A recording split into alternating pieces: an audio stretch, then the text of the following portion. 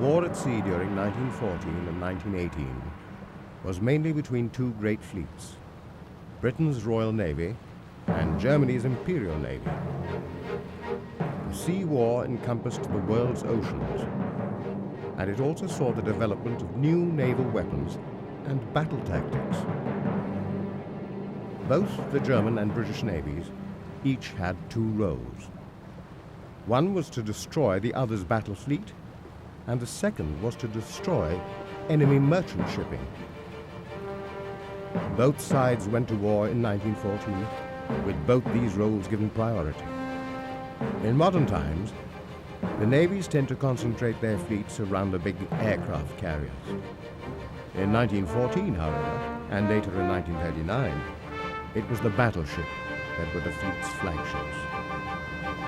These were the largest types of warships afloat and had the biggest guns. Prior to 1914, the battleship had gone through major changes. At the turn of the century, this type of battleship had guns of different sizes. There would be 4 12-inch guns in the main turrets, with smaller caliber guns along each side. The purpose was to be able to engage all types of warship and from different angles. But as the years progressed, there were many changes, and a new way of thinking was to produce a new type of battleship which had much larger guns. This was called the dreadnought, so called after the first British vessel which began this type. The dreadnoughts were given 10 12-inch guns, with just a few lighter weapons for close defense. When this battleship came into service, it immediately made all other previous types obsolete. Germany, keen to build a navy as strong as Britain's, embarked on a massive shipbuilding program. Thus began the dreadnought race. This led to ever-increasing tension between the two countries. By the outbreak of the First World War, the German Imperial Navy had 13 dreadnought-type battleships against the British Royal Navy's 21.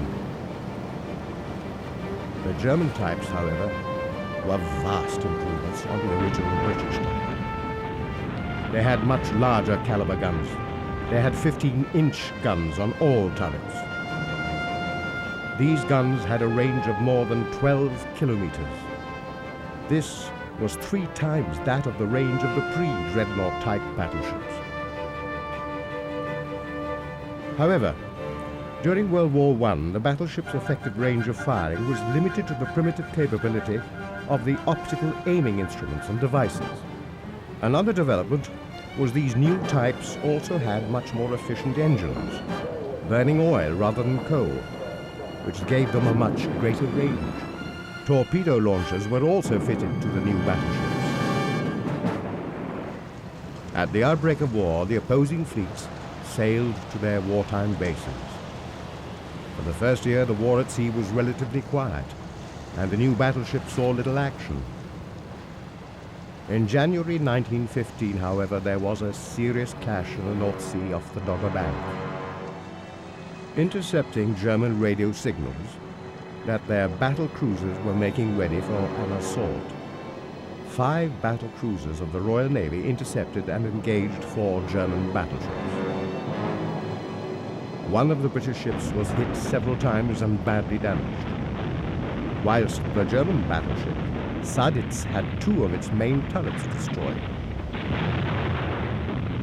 The Blucher was also hit, which slowed her escape. She was then attacked by 4 of the British ships. She was sunk, with nearly 800 of her crew going down with her.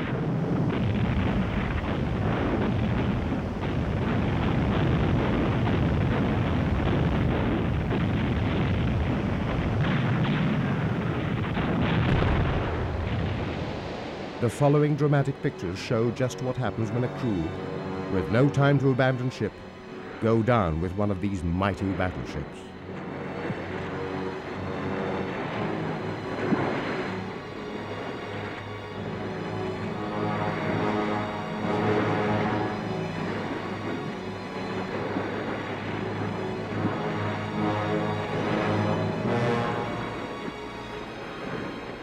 Unable to get clear in time, they are sucked down with her.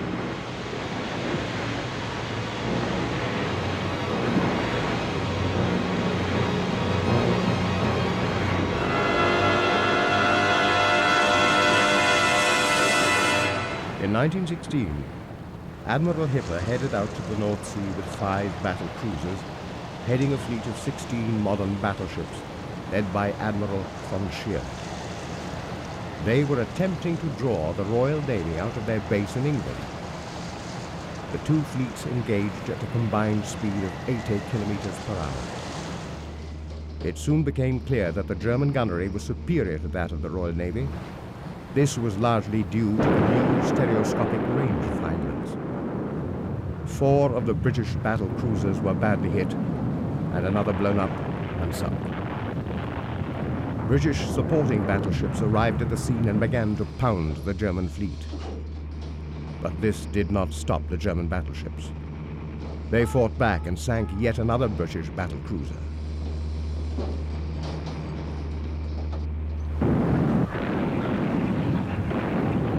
The battle, which became known as the Battle of Jutland, raged for 90 minutes. Both sides were engaged in heavy gunfire and complicated maneuvering of their ships.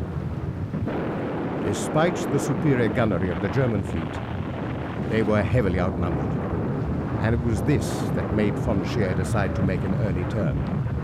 Although the Royal Navy won this battle on tactical grounds, their losses were far higher than Germany's Imperial Navy.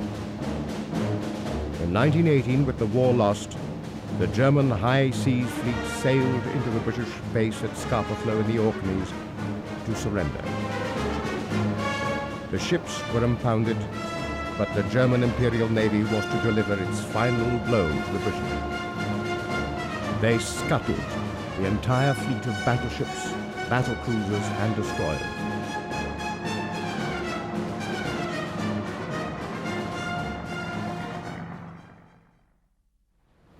When the Second World War came, the part played by sea power was not that different to the part played during the 1914-18 conflict. Its prime role remained in securing the oceans and denying them to the opposing fleets in order to ensure that maritime communications could be maintained. Thus, navies were still centered around the battle fleets, and at the outbreak of war, the battleship remained their primary vessel. In 1939, Britain's Royal Navy was still the largest in the world, with its bases all over the globe. As in 1914, it hoped to draw the German Navy into battle and destroy it. In the build-up to the war, Hitler had ordered that the German Navy be strong enough to challenge the British, and embarked on a major construction program. In contradiction to this plan, Grand Admiral Erich Raeder, the naval commander-in-chief, felt that such a plan would be hopeless, and that Germany could never match the strength of the Royal Navy on the surface. The German naval expansion program, Plan Z, therefore represented a compromise. There would be some new battleships, and also a major refit of the existing fleet.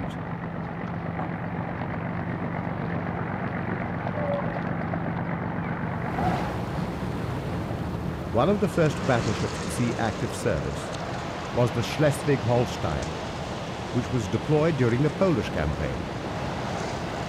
The aging battleship was used to bombard the port of Danzig.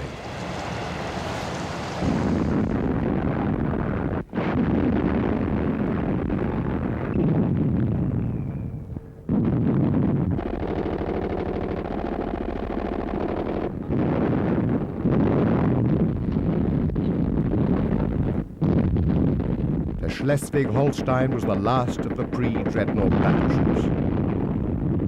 This 14,000-ton ship had been originally launched in 1906.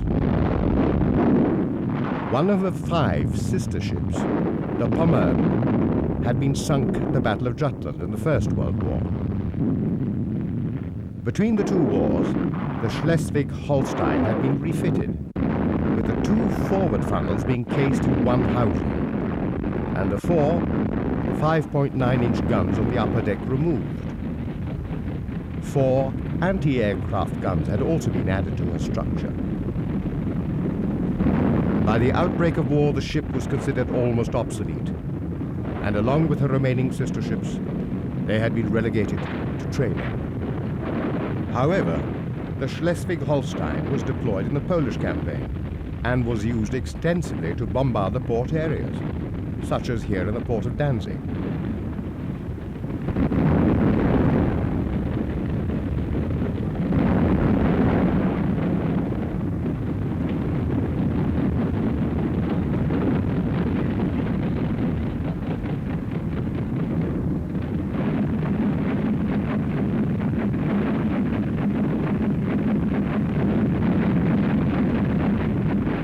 The ship had sailed into the port with storm troops hidden below decks.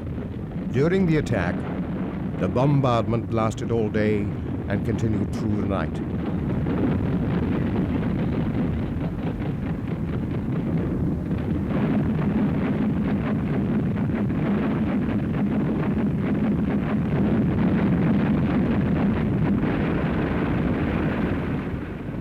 The Polish port, which was being used as an ammunition depot, was heavily defended. Finally, after a very gallant defense, the Poles capitulated. Her task completed, the Schleswig-Holstein moved out into the Gulf of Danzig to continue bombarding other shore defenses at Hoxhoft, Haler, and Heistenest, where she was joined by her sister ship, Schleswig.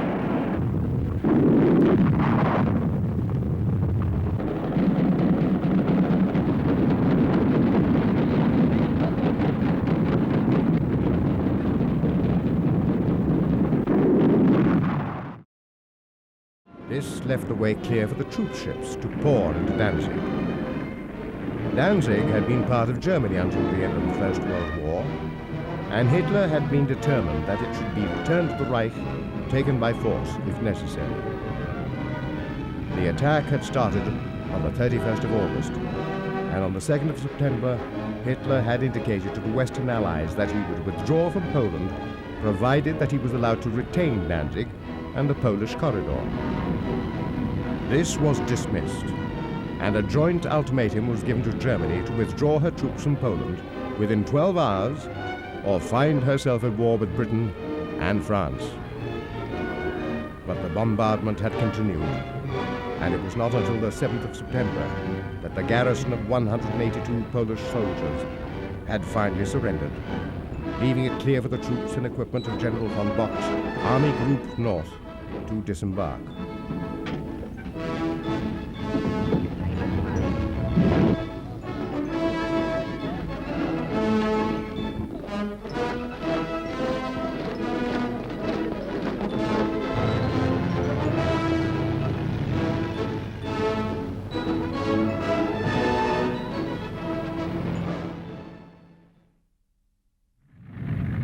The Scharnhorst was launched on the 3rd of October 1936.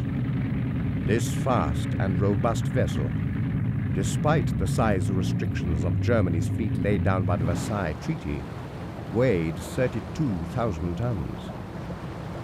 Her sister ship, the Gneisenau, was launched 2 months later.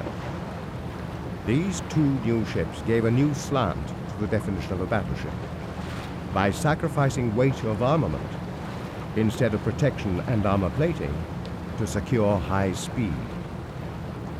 The Scharnhorst had heavy anti-aircraft guns, 14 of them, coupled with 4 high-angle directors. She also had 9 11-inch guns and 12 5.9-inch guns mounted in the turrets. The Scharnhorst and the Gneisenau spent the first part of the war at sea, plaguing the merchant shipping convoys in the North Atlantic. In November 1939, they intercepted a convoy off the coast of Iceland, escorted by the armed merchant cruiser Rawalpindi. She was sunk by Scharnhorst after engaging her to enable the convoy to escape.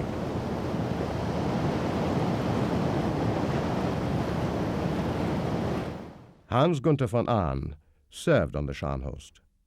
The goal of the whole business was a trade war We were not the first battleship in the Atlantic.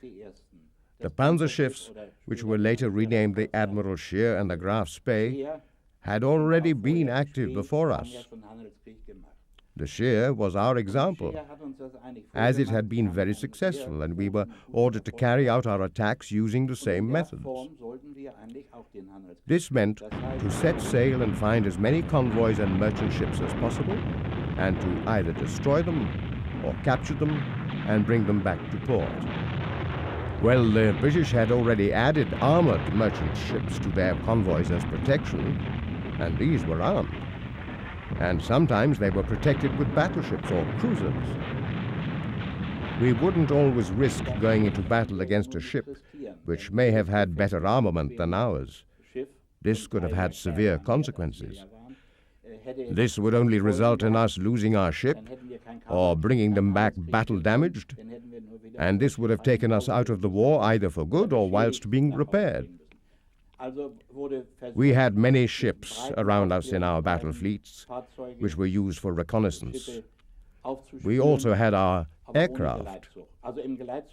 These would search the seas for the convoys, and in particular those without escorts, although sometimes the merchant ships were disguised and had hidden guns.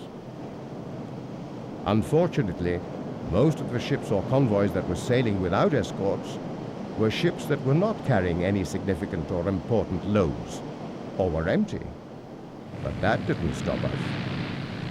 Before we would engage and start to shoot, we would always give the convoy the opportunity to stop and surrender. We attacked the ones which hoisted the war flag or sent out Morse or radio signals for help. We did capture quite a few ships. Most times we operated independently. In fact, both the Scharnhorst and the Gneisenau acted independently of each other. But both ships came under the direct orders of the battle fleet commander. Although we were in the same fleet, we rarely came into contact, unless it was to receive new orders concerning posts or reconnaissance areas. During the campaign in the Atlantic, we were at sea for 9 weeks. On the 7th of April 1940, Britain's Royal Air Force spotted German merchant ships steaming north towards Norway. They were headed for the ports of Narvik and Trondheim. Each of the ships, disguised as coal ships, were packed with stormtroopers and assault troops. Germany was about to invade Norway. Amongst the fleet were 2 of Germany's capital ships, the battleships Scharnhorst and Gneisenau. There was also 2/3 of Germany's U-boat fleet, deployed to protect the troop ships. Although being spotted by the RAF, fog and low cloud had helped to mask the ships. And although the British Home Fleet had been alerted, they were slow to respond to the possible threat. The convoys reached their destinations relatively unhindered, although one of the merchant ships had been sunk by a Polish submarine. One British destroyer, which had also managed to intercept the fleet, was rammed by the German cruiser Hipper, which sent her to the bottom of the North Sea. German seaborne troops made 5 separate landings in Norway, at Oslo, Kristiansand, Bergen, Trondheim and Narvik, whilst airborne troops seized the airfield at Stavanger. All of the German objectives were taken with relatively little resistance from the Norwegians. However, by the time of the invasion on the 9th of April, the British Home Fleet had almost caught up with the German fleet. And whilst the troops were being landed safely, there were soon to be ferocious battles going on at sea. Both German and British losses were going to be heavy.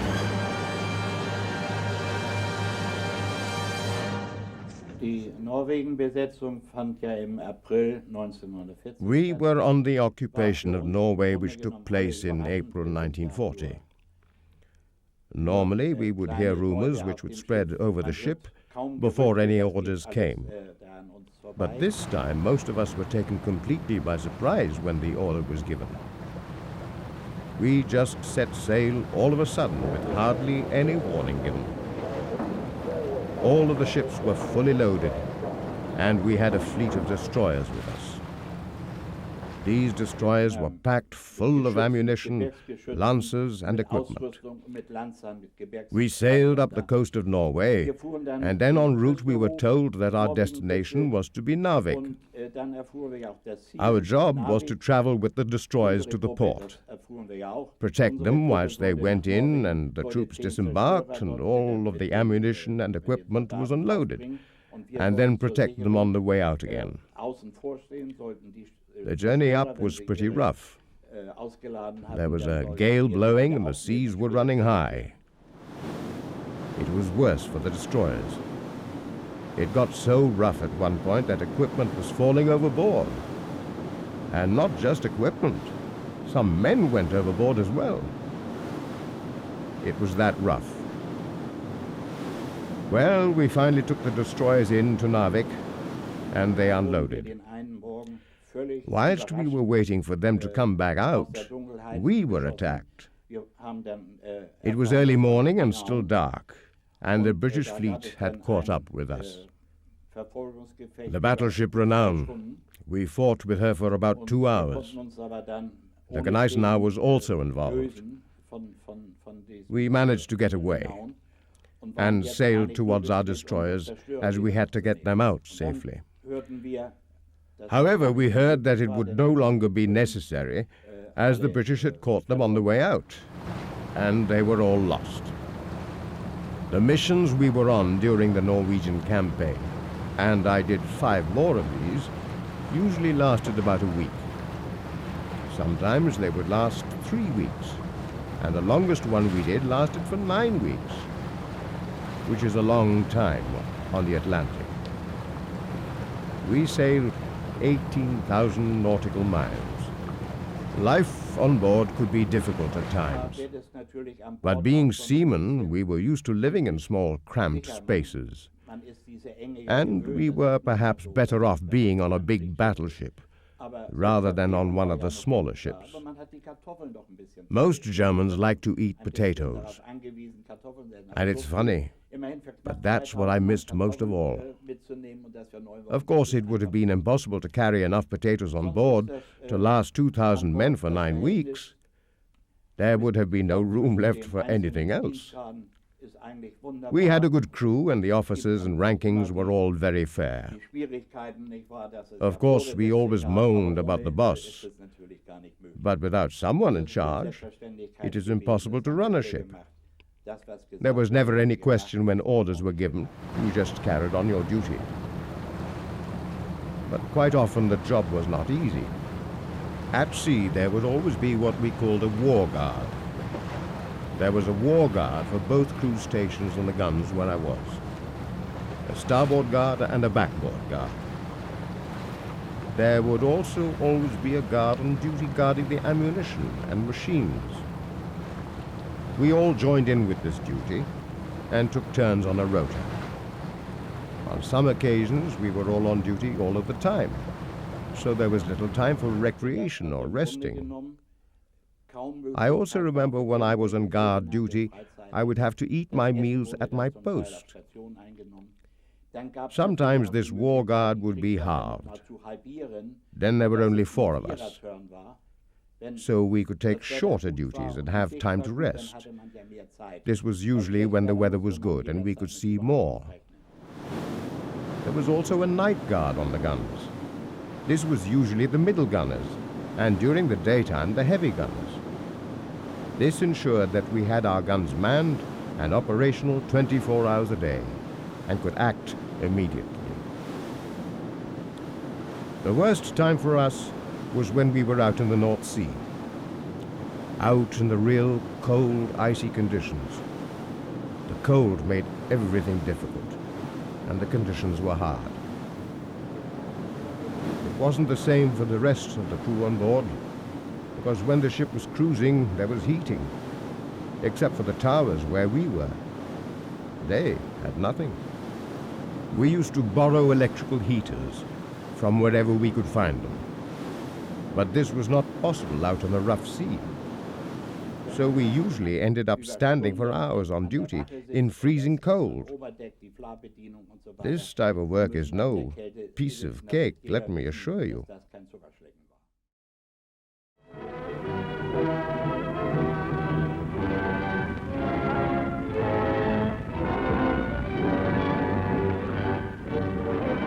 When the conditions got really cold, in the far northern areas of the Atlantic, the sea would of course freeze over, making it extremely difficult to cross, especially for the lighter vessels or U-boats and convoy.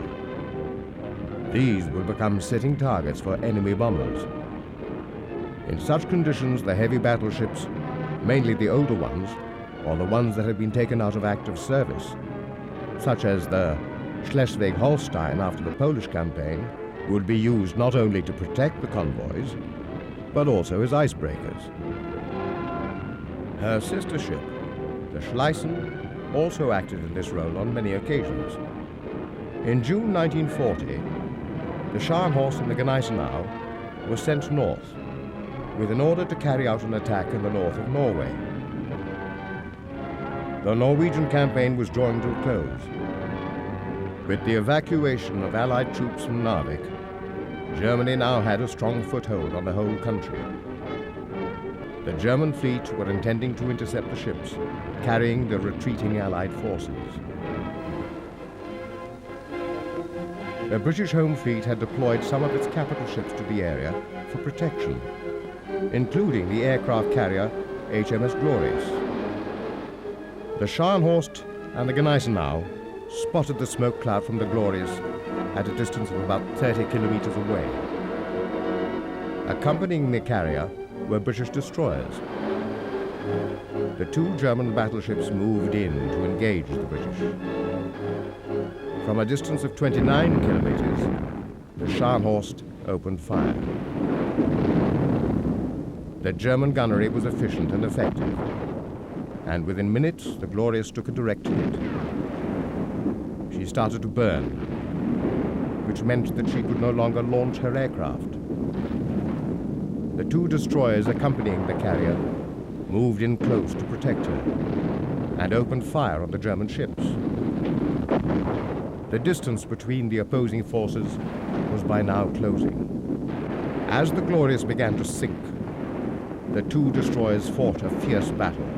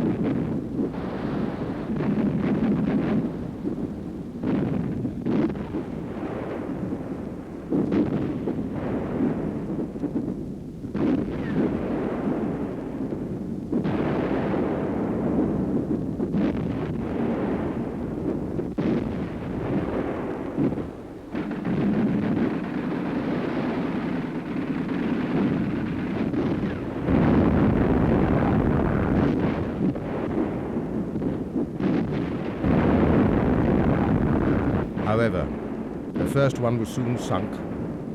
The second one, the Ardent, moved up to launch a torpedo attack on the Scharnhorst. The Ardent was hit and sunk, but not before letting loose the 4 torpedoes. The Scharnhorst took a direct hit on the starboard side. gouging a hole 4 meters by 10 meters under one of the main towers. Das Schiff hatte einen großen Schaden. Die Steuerbordwelle war durchgebrochen. The ship was severely damaged. We didn't know quite how much until later, but we did know it was serious.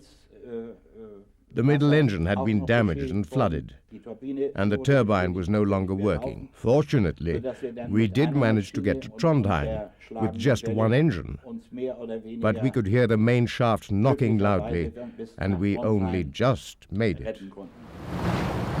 Following the period of repair at Brest, the Scharnhorst and the Gneisenau, along with the Prinz Eugen and accompanying destroyers, were to make one of the most dramatic breakouts of the war. They boldly sailed at full speed through the English Channel. After the ship had been in Brest for repairs, we had new orders. The trade war in the Atlantic was becoming increasingly difficult, and whilst we were holed up in Brest, we knew that we were in range of the British bombers, and they knew we were there. It was necessary for the whole fleet to break out before we were attacked. There were 3 options open to us as we could see it. We could either sail to the Mediterranean, going via Denmark, or we could try and sail up past Norway, back to the safety of the Bay of Germany. Or we could dash out through the English Channel, and this seemed the best option. The British, however, were expecting this, and did everything they could to make the channel impassable. However, we took the chance, and much to the disbelief of the British, we made a dash from the harbour. There was an attack from the bombers, but it was a cloudy night, and they were not successful in stopping us. Somehow we were just very lucky. And it was not until we got to the most narrow point in the channel at Dover-Calais that we were spotted again. They attacked us with their land battery. But this was no good, as we were just out of range of their guns. Then the aircraft arrived. All around us, the Scharnhorst, the Gneisenau, Prinz Eugen, and our destroyers and torpedo aircraft, we were all shooting like mad. The British also sent some torpedo aircraft. These approached us very bravely and made a gallant effort to attack us. But they were too slow. They didn't get a chance to fire one torpedo. We shot down every one of them with our anti-aircraft batteries. By this time, luck was once again on our side. The Luftwaffe arrived and kept the British fighters and bombers busy, and shot down many of the RAF aircraft. All of our ships managed to break out of the channel undamaged.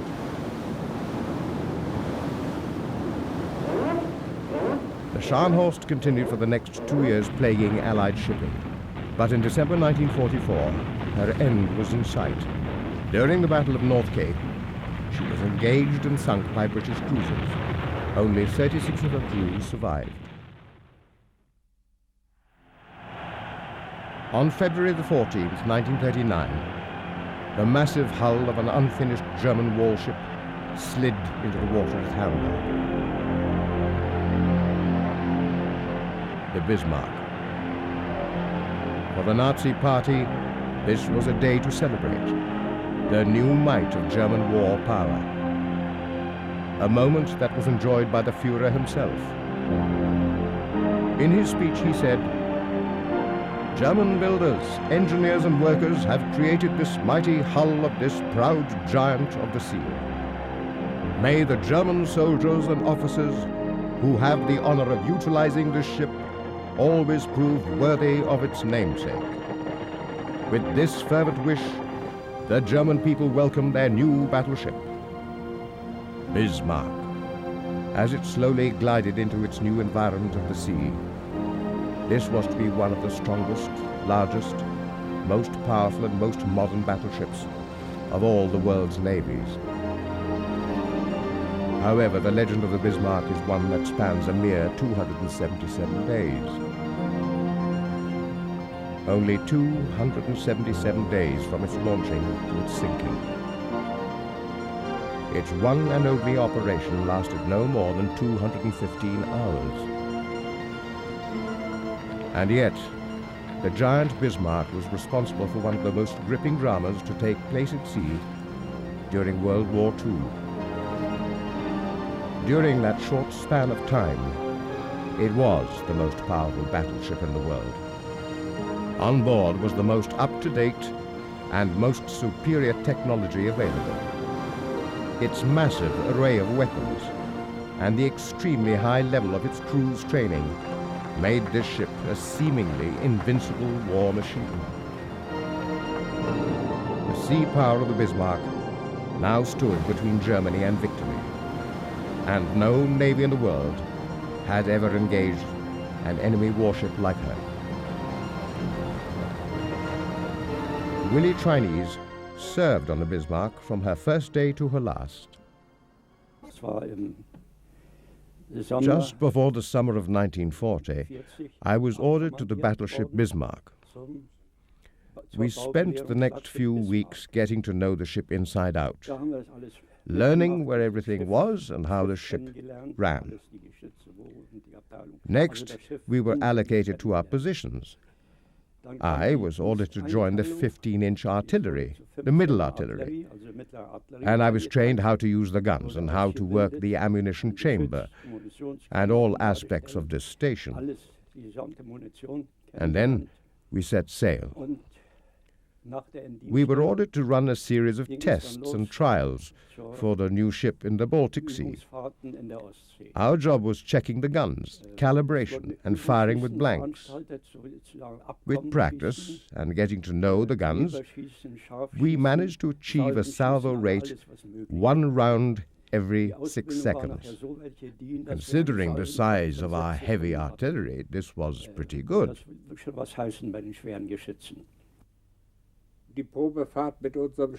We did the test runs in the Baltic Sea in 2 separate runs. The Baltic Sea is extremely tricky when it is windy. Many of us experienced this, and we had to pay for it. Anybody who has served on a ship in these seas will know what I mean by paying for it.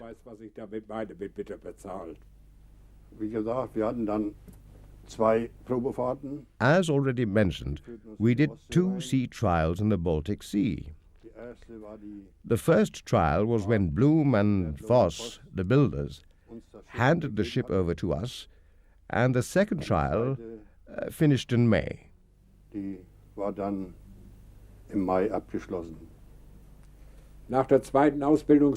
After the second trial had taken place in the Baltic, we had a visitor on board, Herr Hitler.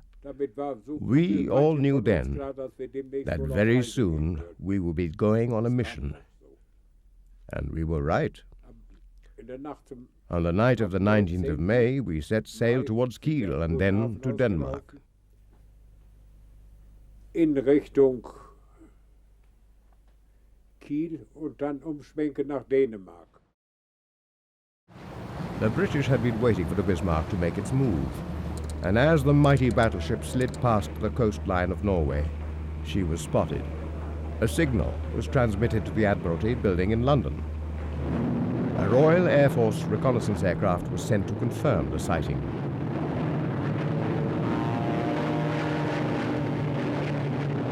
The aerial photographs were sent back to London, and the sighting was confirmed. It was definitely the Bismarck.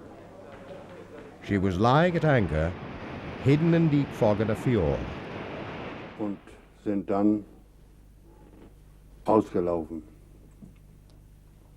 Nobody on board knew that we had been spotted by the Royal Air Force, and consequently we were unaware that Britain knew we were coming. Air Force, und die Meldung war schon lange in England, wie wir ausgelaufen sind.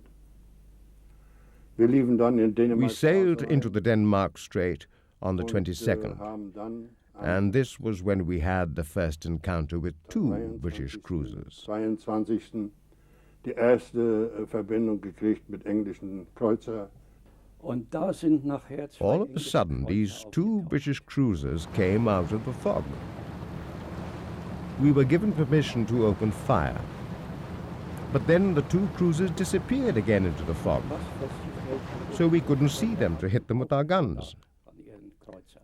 The British also had radar, Uns, just as we did. uns von der Flotten- And here, the commander of our fleet made a mistake. He assumed that the cruisers hadn't seen us visually, Wir glaubt, and that although their radar beams might have hit our ship, aber stimmte nicht. they did not reflect back to the British cruisers, as this type of radar was ineffective at this time. Waren nicht vorhanden. Also haben die Engländer auch nicht. This belief, however, was incorrect. The British cruisers Suffolk and Norfolk had seen the Bismarck. They already knew her whereabouts from the previous signal. The new position was transmitted back to London. The British knew they had to stop the Bismarck before she had a chance to meet up with the battleships Scharnhorst and Gneisenau. As Bismarck continued, a message was sent to the battleship Hood, giving them coordinates and orders to intercept and engage the Bismarck. The Hood at this time was Britain's capital ship and most closely comparable to Bismarck. Although aging, she was still the most powerful ship in the Royal Navy and was considered to be a worthy adversary of the Bismarck. The two ships closed fast on each other and prepared to do battle.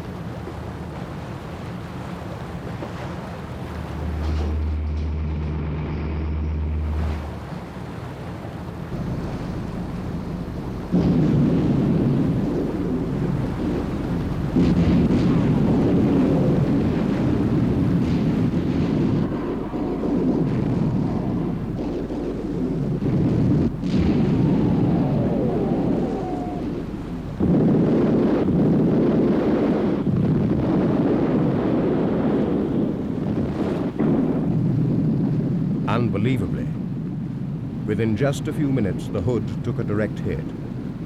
She exploded and sank within seconds. There were hardly any survivors. The news of the sinking of the Hood was devastating to the British people.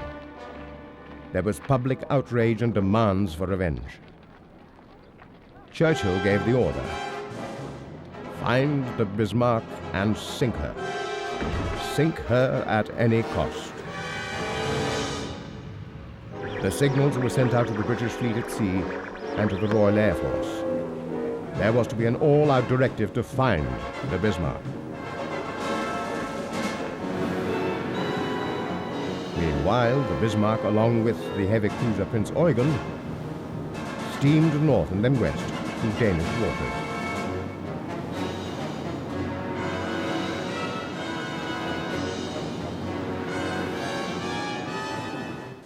Wir selber hatten 3 Treffer. Well, we had taken 3 hits against the Hood. One in the engine room, one in the front of the ship, and one in the launch Wir sind position. dann weitergelaufen. One of the crew had died in the battle. We sailed a bit further, and then it was decided that the Prince Eugen should carry on towards Greenland, and we, the Bismarck, would try to make a dash to Brest for repairs. The problem we had was that the welded seam between the backboard and the second boiler room was seriously damaged and water was coming in. We were all on the alert and were kept very busy. When water comes into a ship, as you can imagine, this is the worst that can happen. People start to panic. Later, after this, things started to settle down, and we went back to our normal combat posts, and the ship steamed on. But for the British, the hunt was on. The Bismarck was not going to escape. Catalinas took off to join in the search. Somewhere in the dense cloud and fog, they knew the Bismarck was steaming at full power to reach a safe haven. Somewhere between Greenland and the coast of France, Britain's fleet was ready. The British were full of anger and longing for revenge, but they still lacked the target. As the Catalina scoured the ocean, there came a break in the clouds. A telltale wake of a ship was spotted. As the ship came into view, the signal was flashed back to the fleet. The target had been sighted. They had found the Bismarck again. The ship's navigator sprang to life. The position was plotted. Britain closed in for the kill. The carriers Victorious and Ark Royal were deployed. Their swordfish were armed with torpedoes. The Bismarck was not going to be allowed to escape again. The biplanes took off from the decks of the carriers. They launched an assault on the Bismarck.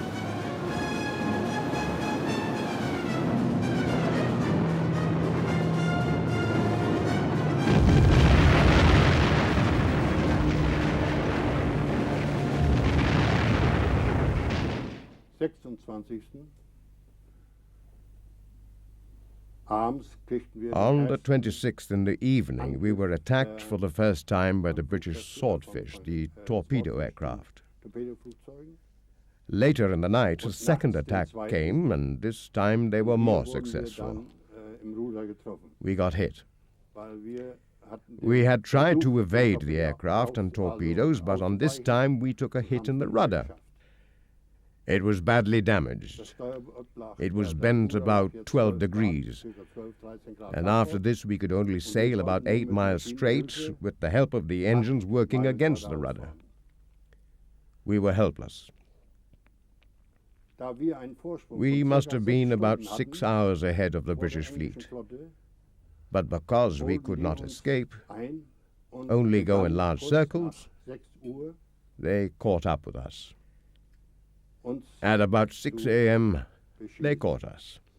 We tried to accelerate away, but it was useless. We could only travel in a circle, about a 12-degree radius. It wasn't long before we all realized that we had become a sitting target for the British fleet. Ein Zielschiff der englischen Flotte wurde. The British fleet, with the Dorsetshire, King George V, and the Rodney, closed in on the crippled Bismarck and opened fire. For 1 full hour, the relentless British salvos continued.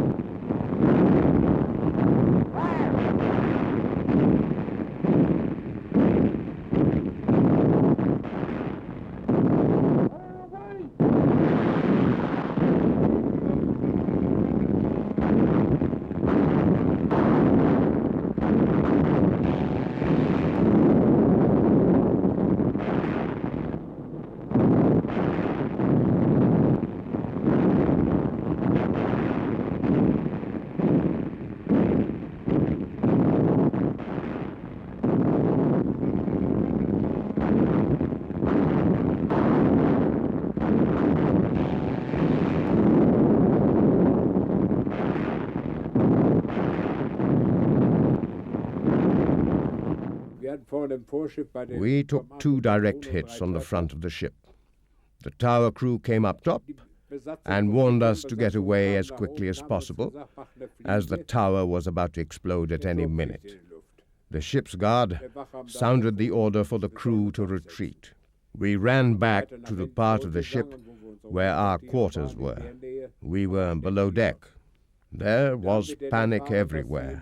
The crew from the operating rooms, the ones that manned the boilers and turbines, had been given the signal Measure V. The V meant versunken, sinking. We had 15 minutes to abandon ship. I tried to open the hatchway. This was impossible because the flax had fallen on top of it. I shouted out for someone above to try and move them, which luckily somebody did hear, and they were moved. I let the other comrades out first and made sure the room was clear. Then there was another direct hit on the deck. We lost so many men, and many more were badly injured.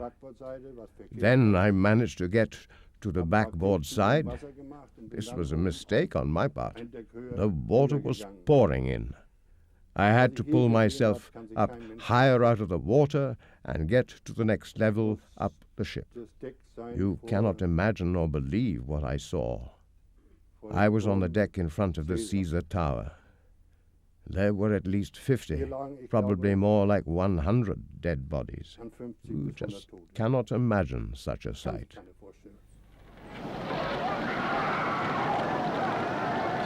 The mighty Bismarck was finished.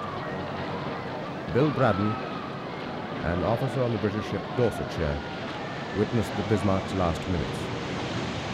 It was all over. The greatest and finest battleship ever built had gone down. Not in disgrace, but in a blaze of glory. She fought like a tiger right to the last minute. There was no cheering on our ship. It was a terrible sight. Her crew who had faced death with bravery now faced death in the tempestuous sea. Although it was May, the water was freezing. The sailors were too cold and weak to hold onto our ropes as we tried to save them. We had to stop. A U-boat had been spotted. The ship trembled as we pulled through the water. If we had waited just a bit longer, we could have saved so many more. We threw overboard anything that could float. There were several hundred men, and we had to leave those poor devils behind. All of us, even our captain, cried with frustration. In all, 111 men from the Bismarck were saved, but almost 2,000, including all of her officers, had perished. 2 months after the Bismarck had been launched, her sister ship, the Tirpitz, had rolled down the slipway. She had been deployed to Norway in 1942. The numerous fjords gave her plenty of relatively safe anchorages. In September 1943, British midget submarines known as X-craft had managed to get into her fjord and damage the Tirpitz. In April 1944, British carrier-borne aircraft launched an attack on her.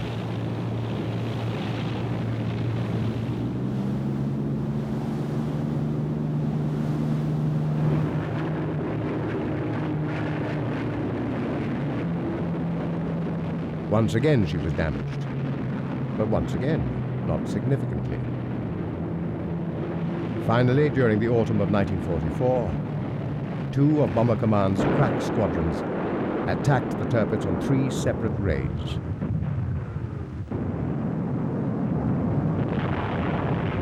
On the 12th of November 1944, they damaged her so severely that she capsized. The last of Germany's big battleships had met her end.